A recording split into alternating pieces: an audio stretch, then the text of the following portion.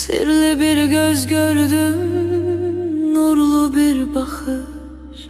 Çevrildim çeşmeye, karıştım çaya. Seni sevme için geldim dünyaya. Çölde çiçeği oldum, çemenden akış. Şimşekte od oldum, bulutta yağış. Sirli bir göz gördüm, nurlu bir bakış. Çevrildim çeşmeye, karıştım çaya. Seni sevme için geldim dünyaya.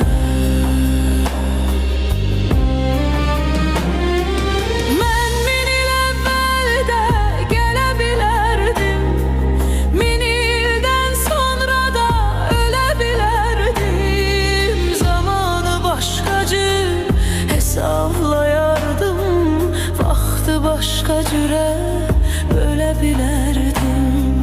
Düşüb sən doğulan həftəyə. Səni sevmək üçün gəldim dünyaya. Düşüb sən doğulan həftəyə. Səni sevmək üçün gəldim dünyaya. Düşüb sən doğulan həftəyə, aya. Səni sevmək üçün gəldim dünyaya. Düşüb sən doğulan həftəyə, aya. Səni sevmək üçün gəldim dünyaya. Nə sərhəd, nə dəniz, nə daş, nə qaya.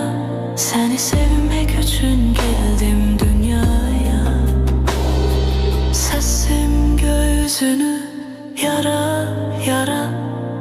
Adın nəfəsimə qarışa qara.